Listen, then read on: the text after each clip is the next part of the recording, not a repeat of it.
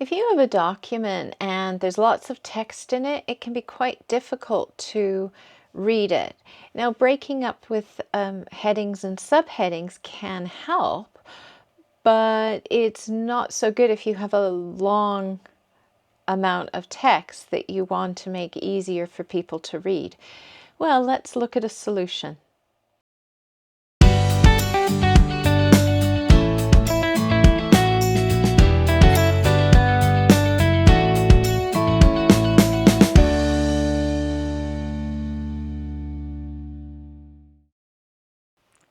So I have a Word document. It's 5 pages. There's an awful lot of text. I have put a few pictures in, well, 2 so far, and still it's looking like some of it is just a bit long to read. So what I can do is I can add something in there to make it a little bit easier, break it up a bit. And I'm going to do that. I'm going to, in this practical tips, highlight this. And I'm just highlighting the 2 paragraphs.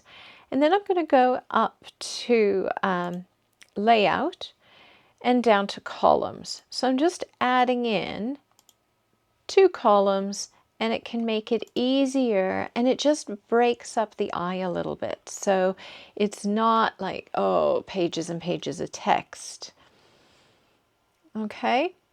And I could do that, say, with 1 paragraph. So say here, I've got this, and I just want this 1 paragraph, and go up to column, and I can make it 2, or I can even make it 3. And it just changes the whole look of the page. If I zoom out a little bit more, you'll see that it just makes it a little bit more interesting. And it also is easier to read shorter lines than longer lines. So that can mean that a paragraph that you want to stand out, you can break into different columns, and people might look at it and go, ooh, yeah, I want to read that. And they'll read that area as opposed to something like this or this one. This one looks a bit easier to read. Okay, and it just makes it nicer when you scroll through the document. Okay, there are lots of settings in here. If I highlight this and go back into here, you can see I can have a left, I can have right. I can also go, I'm going to put it back to even, go into more columns. And one thing I really like is a line between. Sometimes if I'm doing a newsletter in Word, I like to add this line between because it's quite handy. Also, if you don't want them equal width, you can untick this and allows you to put exactly which or how wide each column is. And then click on OK, and you can see the line has been added. Okay, now what this does is it's adding in something called a continuous section break. So if I go to the Home tab and I click on the backwards P, you can see there's a section break.